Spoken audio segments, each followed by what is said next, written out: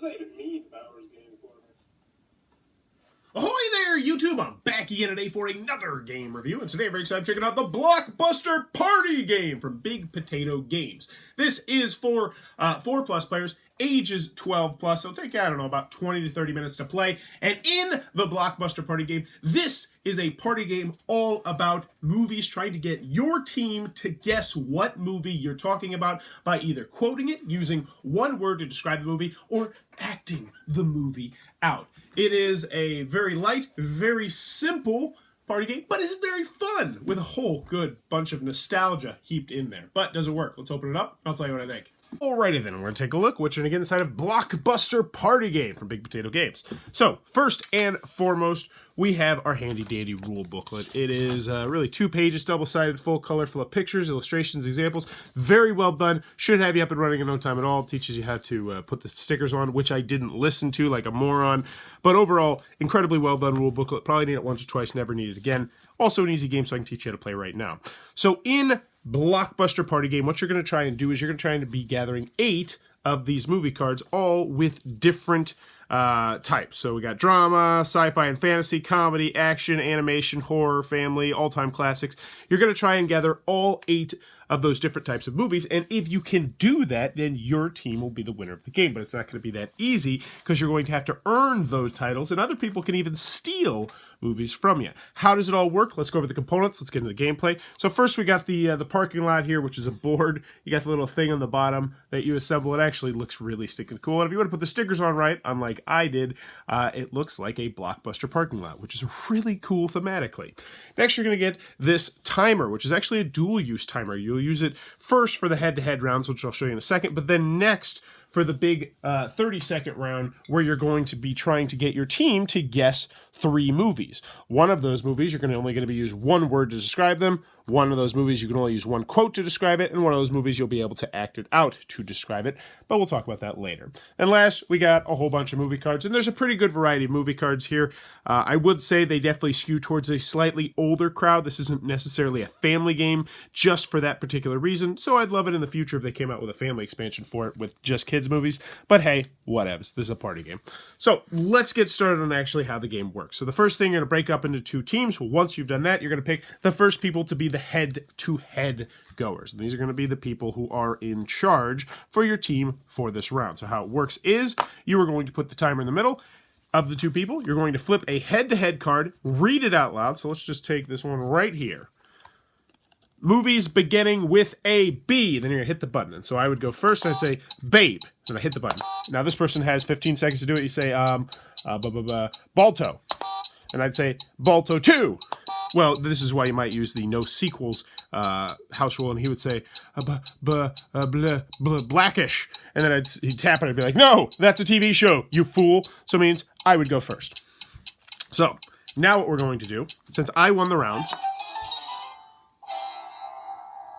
and also I just want to speed things up, is I'm going to draw 6 cards from the movie pile. 1, 2, 3, 4, 5, 6. And this is the big advantage to being the head-to-head winner, is that I get to pick the 3 of these that I think I would have the best idea of describing. So Dirty Dancing, Lady in the Tramp. Oh man, The Naked Gun. That's a great movie, but that's a really hard movie. So I know for a fact I'm going to be giving that over to him. Actually, Naked Gun could be O.J. Simpson. Jumanji, Sleeping Beauty. All right, yeah, I'll take Sleeping Beauty. I'll take... that's 2 words. Wax On. Is Wax On? Is Wax On? Yeah, Wax On is 2 words. Jumanji. Sure, we'll just take Jumanji. We'll take Lady and the Tramp, and we'll leave them Dirty Dancing, The Karate Kid, and that. So now we're going to put our movies into our spots. So I'm going to try and figure out where I'd want to put these best based on how I can describe them. So Sleeping Beauty, man, that's a hard one. I feel like Lady and the Tramp, maybe I can do the act it scene where it's the meatballs and you're sucking up spaghetti. So I'll put Lady and the Tramp right there. Jumanji.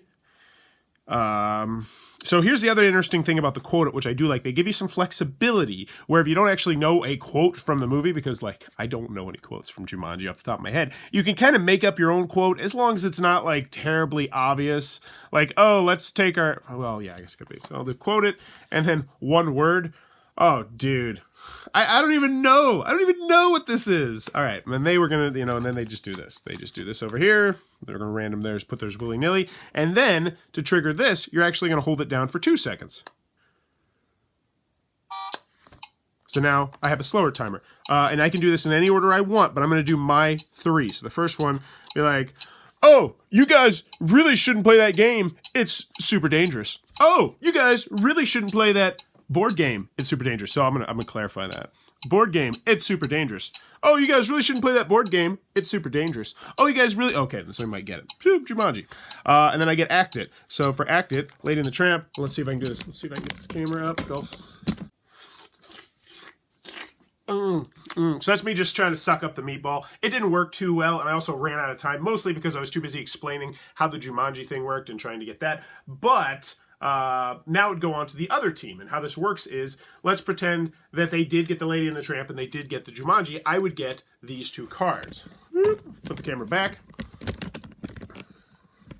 And now it would be the other team's turn. They would have 30 seconds once again to do this. Now, the other cool thing about this game is that if they were to get these, they also could then try to earn this one, but you have to get all 3 of yours first. And let's just, for funsies, let's flip the board around. Let's see what the other team's going to do it.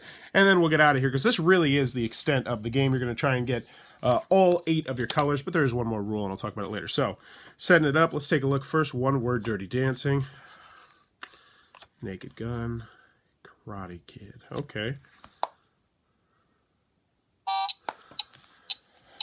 Oh, man, maybe we shouldn't give that double murderer a gun.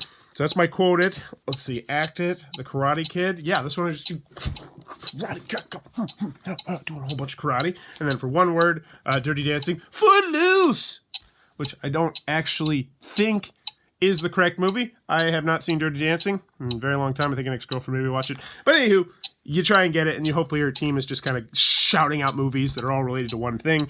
Like in their example, they use Swamp and Shrek. So you just say, swamp, swamp, swamp, and the people start guessing swamp movies and eventually hopefully stumbles onto Shrek.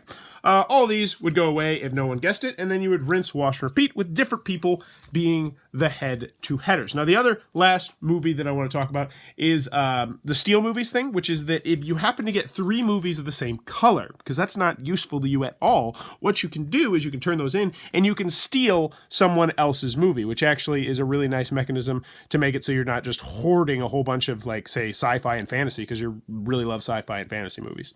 But that, in a nutshell, is what you're going to do inside of the Blockbuster Party Game. Alright then, Blockbuster, the party game from Big Potato Games. What are my final thoughts? Let's cover the pros, let's cover the cons. First, on the con side, game's not going to be for everybody for a variety of different reasons. This is purely a party game. It even says there, right? Big letters, party game. This is not a family game, this is not a game night game, which is unfortunate because the mechanisms themselves lend it to being a family-style game, but your kids are just not going to know these movies. They're not going to have enough knowledge about these movies to really enjoy the game that much as adults at least. And you do need to know it's very light, it's very simple, which will be a turn off to some people. There's not much strategy, just try and think of the best possible clue that you can, try and figure out how other people's brains work and figure out what their clues mean. So it's by no means a strategy game, it's definitely a light, simple, mass market style game, which is what it is. But if you're not in the market for that, you're going to need to know that. Continuing on with the con side, people who have more of an extensive knowledge of movies are going to do better at this game than people who don't have more of an extensive knowledge of movies.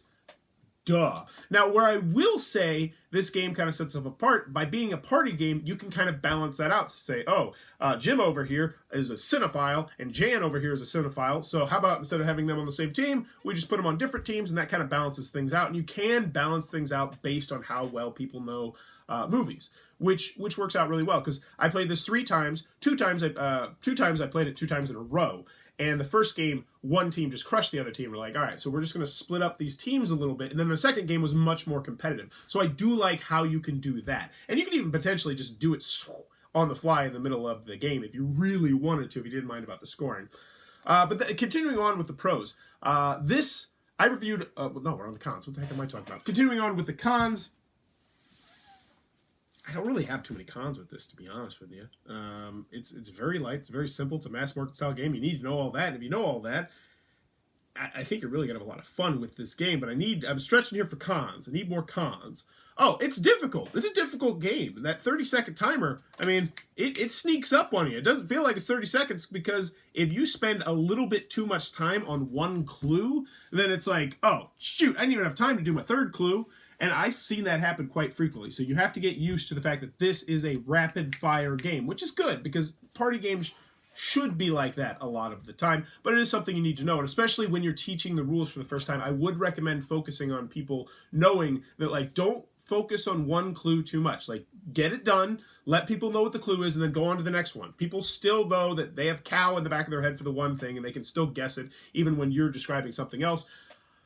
But that's all I got. I'm really grasping for straws here. Moving on to the pros, I thought Blockbuster the Party Game was a great party game, and I absolutely can recommend this if you're in the market for a movie-style party game. And I played a lot of movie-style party games, and I don't know if I have one that I like better than this one. Maybe Time's Up. Time's Up is a fantastic... And this kind of feels very Time's Up-esque, but mixed with that Trivial Pursuit where you're trying to collect all the different colors of the different categories. And I really like how they did this game. So first and foremost, the nostalgia comes through strong, and it comes through well. This is not just a game that's coasting purely on the fact that it is a Blockbuster game and it has a really awesome box insert and case, which actually, this is like its own custom box insert that holds everything in its own little place, which is great.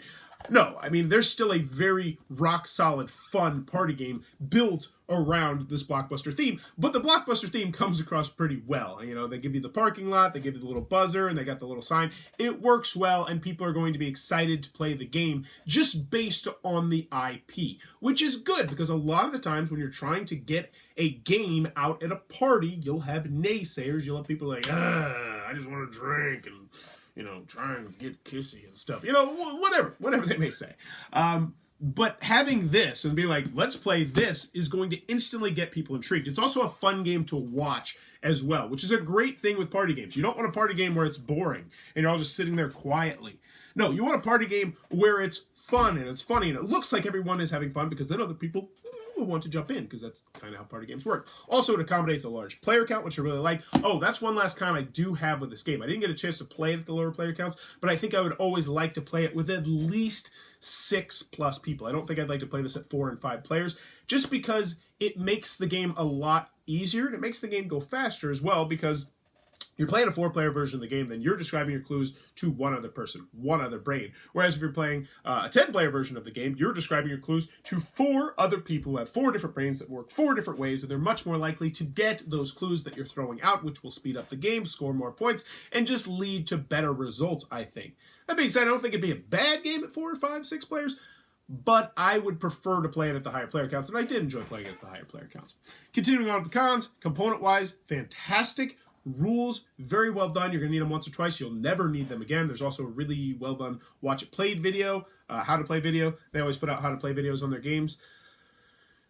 Box insert, I already said, great. And in the end, I think this might be my favorite big potato game that I've played, which for a lot of people isn't going to mean anything, but I've played, I think, all of their games. And for the most part, they're all family/party games. And I think this might be my favorite of the bunch. It really does do a great job of capturing that Time's Up feel while streamlining the mechanisms, obviously, and Trivial Pursuit, which a lot of people look at fondly. You know, I'm not the biggest fan of Trivial Pursuit, but a lot of people look at it fondly, and it's really fun when you're the guy and you're like, oh man, when you're the person who has to pick the cards, you're like, we need this color, but this movie is not a movie I could easily describe.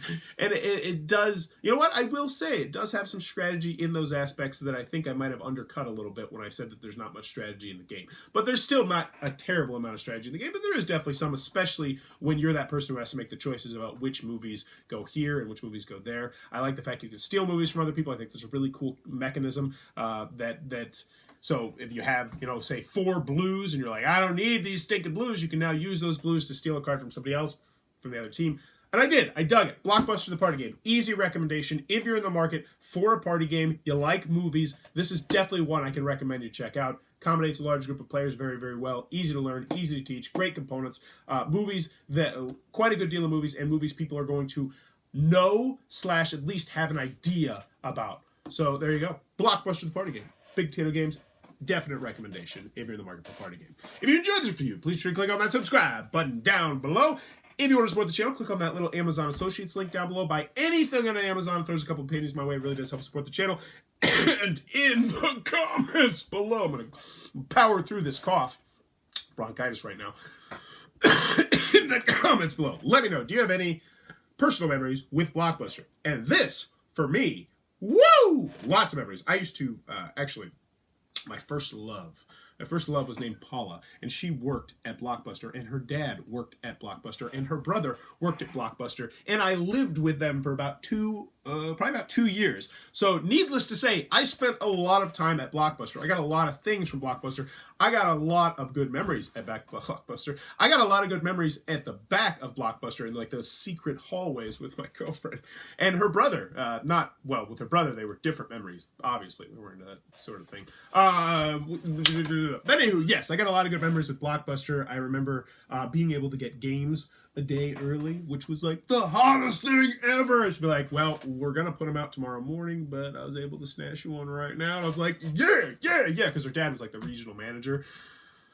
So yeah, I got the hookup pretty much with all the movies and video games I wanted. Right around the time the Xbox 360 was just released. So I was playing games all the time. We got movies all the time. We got all the leftover like candies and discs and all that stuff. Man, it was awesome. Ugh.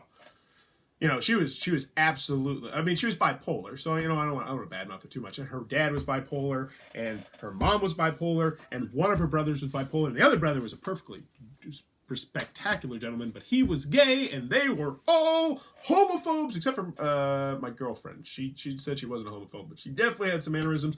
It was a really interesting house to live in, just full of anger and holes in the walls and hoarding and mice, and wow. And that's when I ballooned up to 300 pounds. I don't know if you knew this about me, but I used to be 300 pounds, and I'm not a guy who say I was depressed, but I think I fell into a bout of depression, and I ballooned up to 300 pounds, and she used to, whoa, dude, this is getting way, but what she used to do is she used to sneak sugar into my food and butter into my food because she wanted to fatten me up because she didn't want me to leave her. Like, whoo! This question took on a whole set of legs, but yes, I got some really good memories about Blockbuster. Let me know in the comments below. You got any memories about Blockbuster, and as always, thanks for your time, YouTube.